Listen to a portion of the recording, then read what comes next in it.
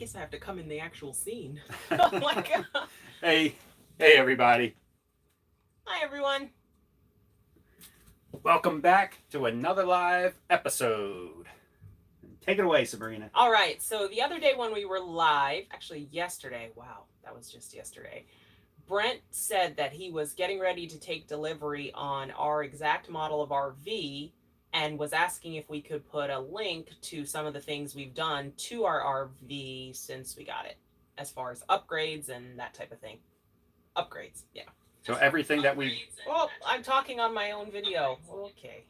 Let me just mute that real quick. So everything that we mentioned in today's video will be down in the description. So if we talk too fast sometimes or whatever, or if you want to just copy and paste and again do a search, if I feel so into it, maybe I can add some links to everything. But it's in the description right now, everything that we're about to talk about.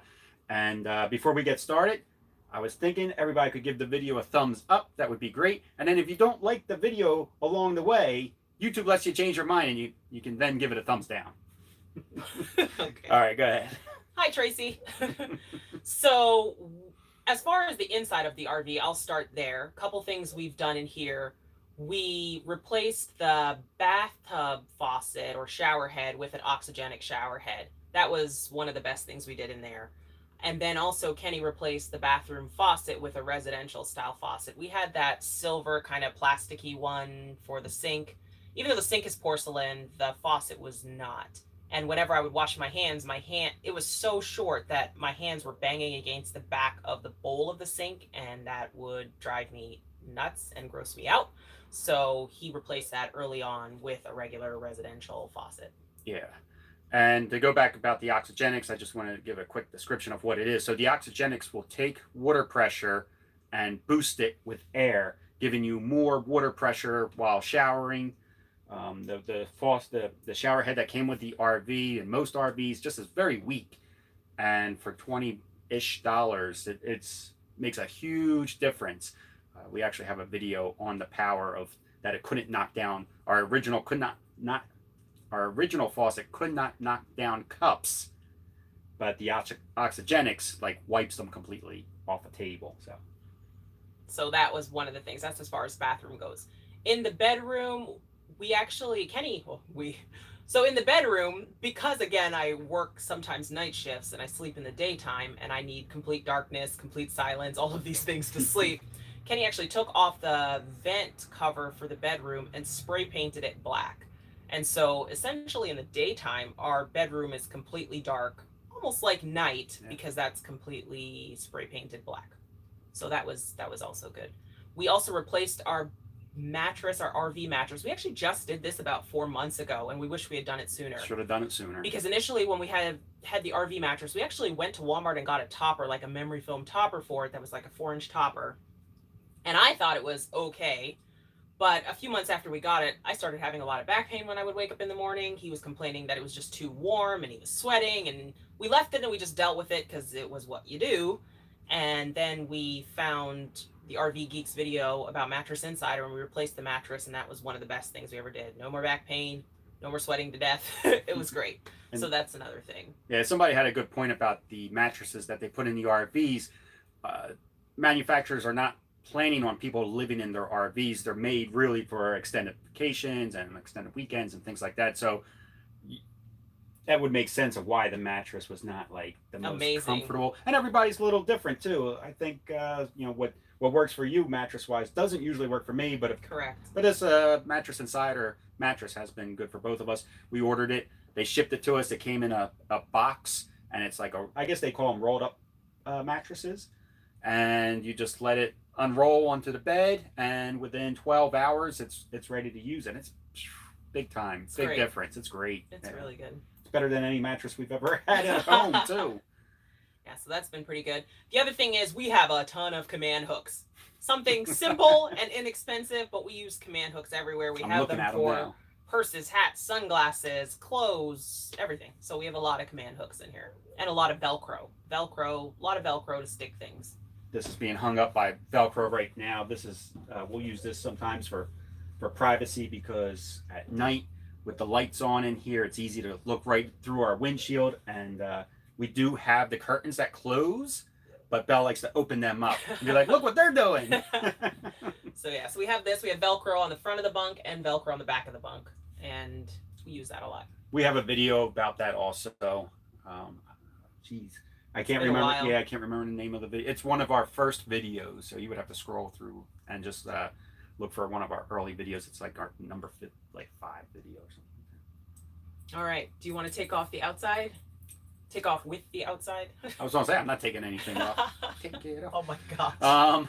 So one of the first things we did also to the RV on the outside was install what is called a safety plus bar. It's safe, the letter T plus, and what that does is in case of a tire blowout, it helps you remain steady and straight on the road so that you don't have that pull, well, depending on which tire it is, up front. If you had a front wheel blowout, your tire would normally, or your steering wheel would normally pull to the side that the tire would blow out from. The Safety Plus is like a giant shock under there, and it keeps everything straight so that you can safely pull over to the side of the road. It's not going to protect the tire. It just gets you safely to the side of the road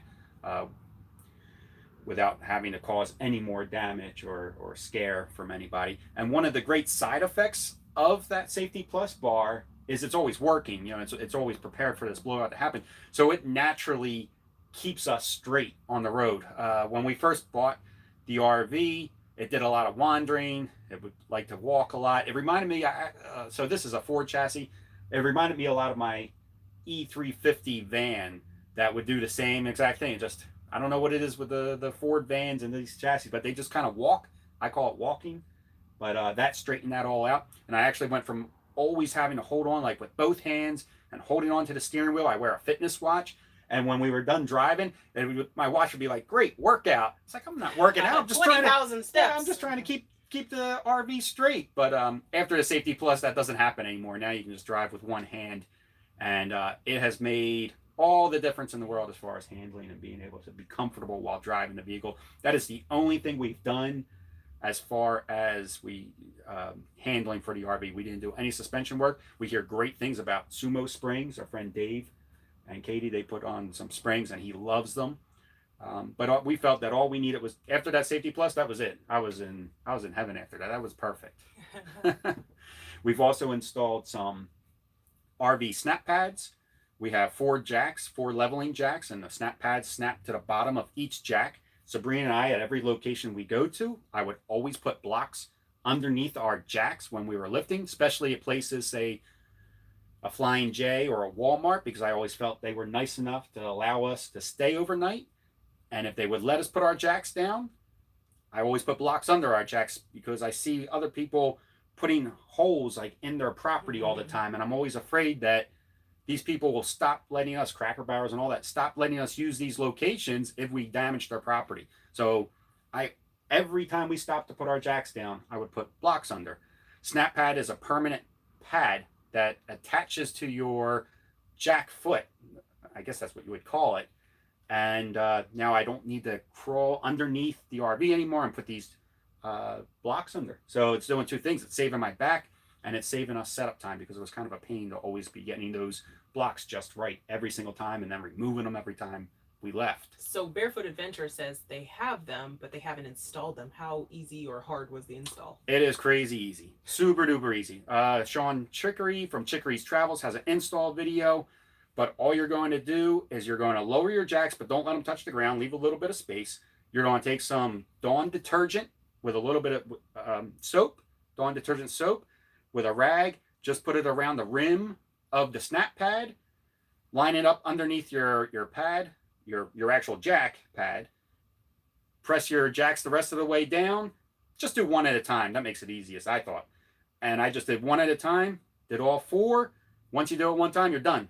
They've been on for 1.5 years.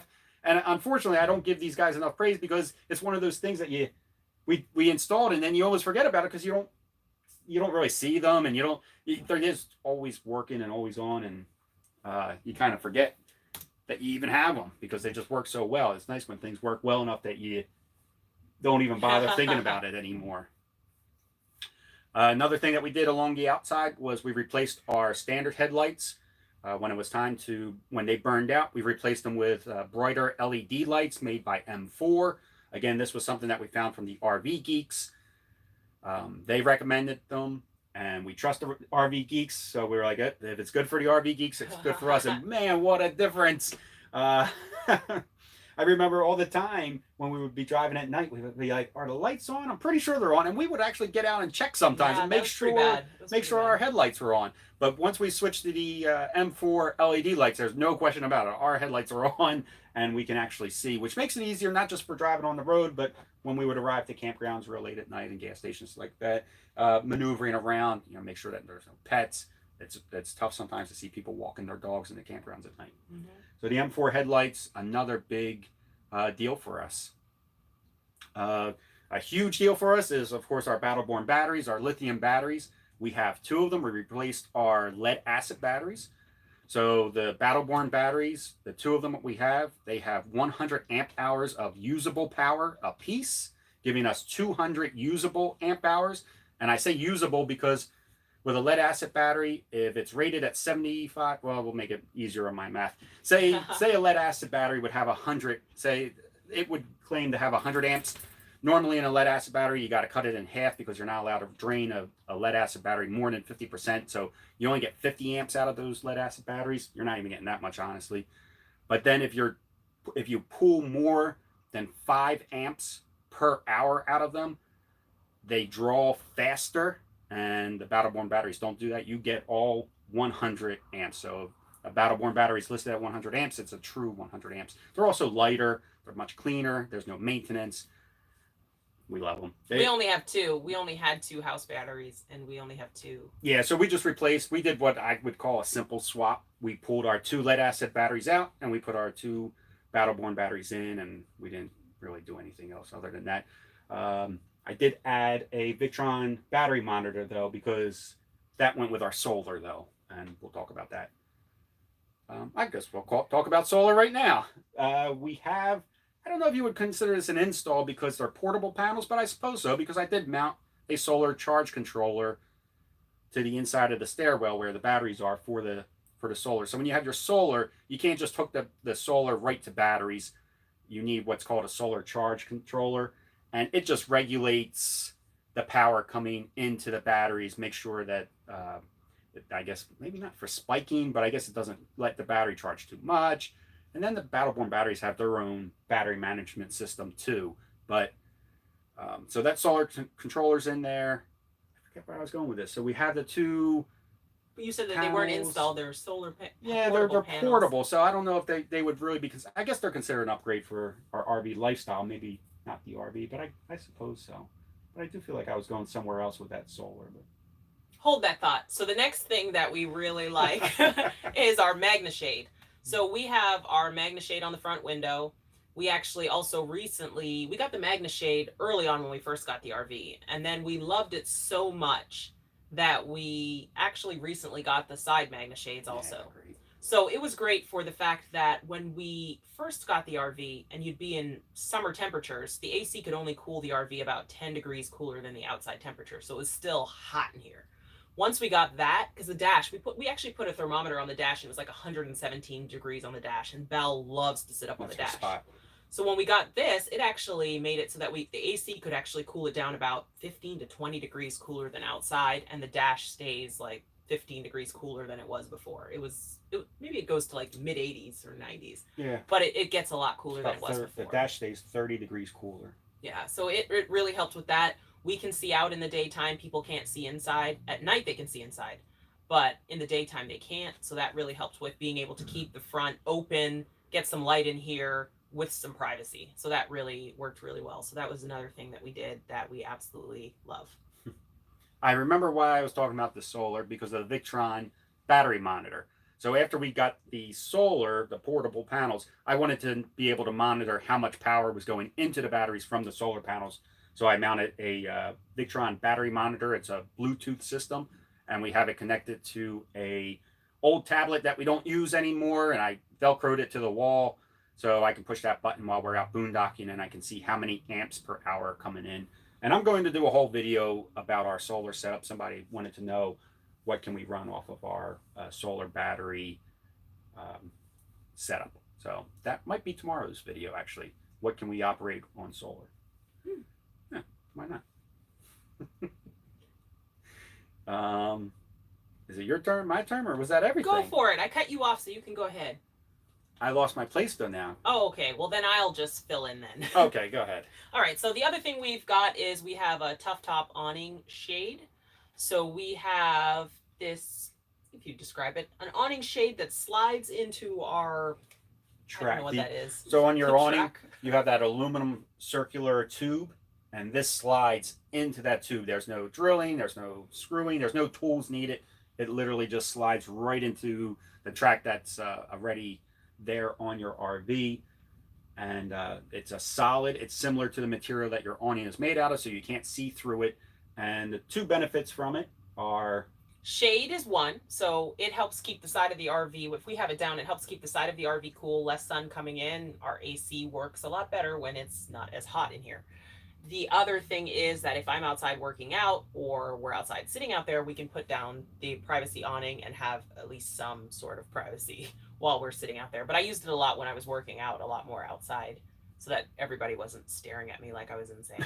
So yeah, so we used it a lot more then. And that's from Tough Top Awning. It comes in different colors. It comes in different sizes. We have the large, and we didn't need to, it turned out we didn't need to go with the large size. We could have done a medium or even the small But make sure size. you measure your awnings. Measure the awnings. Don't go by with just what your paper says. Yeah. As far as like you have a 19-foot awning, actually measure it, and then they'll cut it to size for you, and that'll work. That was a big mistake I did. I just looked in our manual. I said, didn't even call you out on it. Oh, but I am. So yeah, I went into our manual. It said, 19-foot awning. I was like, oh, great. So that's the size that I told Tough Top, and it came out to us, and it was like an inch too long, or maybe I think it was a little more than that. Maybe like 2 inches 5, too long. Yeah. It wasn't that far off. It was off. It was hanging out the side. Yeah, no, it was definitely hanging out the side.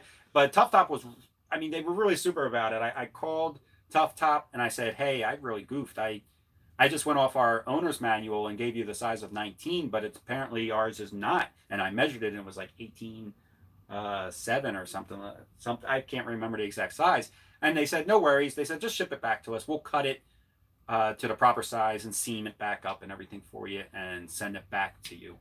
And they didn't charge us anything for it at all, which is unbelievable. Yeah. So really, really good company out there. They also do slide toppers and replacement OEM awning covers. What does OEM stand for? It's like original manufacturers, but I can't remember what the E stands for. Original. I don't know. I was just thinking somebody might ask. Oh yeah, OEM is like your original product. So if our slide topper would rip, you could they would sell you a replacement for it. And their products are like more sturdy, heavier duty. They got a longer warranty on them. Tough Top, if you've never heard of them, take a look at their stuff. They're a really good company. I think that's. Oh wait. Oh, and this table that we're using right here. I completely forgot to put that on the list. So this table, we have a 2016 early model RV.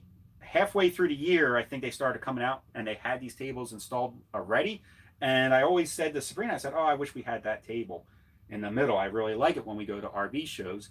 And there's a channel called Get Gone With Us, a couple from Boston. And they did an install of one of these tables on their channel. And I said, oh, that looks really easy. So I watched their video and it was really easy. So I got, if you find Get Gone With Us, go to their channel and look coffee table for the front cab area. They list where they got all the pieces. I believe the post is Camping World. This tabletop I got at Home Depot. And a really, really easy install job, like maybe an hour to do the whole install. Like nothing to it at all. And it quickly became my favorite spot. This is where I drink my coffee in the morning, where I write emails and stuff like that. And where we do videos here. So Barefoot Adventures and Regina said original equipment material. Equipment material. Thank you very much. Guys. Could not remember what that E stood for. So that is our video and our upgrades. It's actually a really popular question. I don't know why it's taken us so long to make a video about it. But thanks for watching. Tomorrow I'll be back. I think we'll be talking about solar. Sabrina's working tonight, so she will not be Probably part. will be sleeping tomorrow. Yeah, you'll be sleeping while I do that video. I'll try to Probably. be as quiet as I possible. don't know how he's going to do that while I'm sleeping. We're going to find out. Roger came today, he said, to see how you ended up in the doghouse. No, I was very good, Roger. I was on my best behavior. I don't want to be in trouble today. Yeah, we'll see what happens tomorrow when I'm trying to sleep. All right, everybody. All right, guys. Take care. Safe travels. If you have any questions and you want to throw them down in the comments section, please do so. And if you want your name mentioned, let us know, and we'll mention your name while we answer the questions. All right, guys. Bye. Talk to you later. Bye.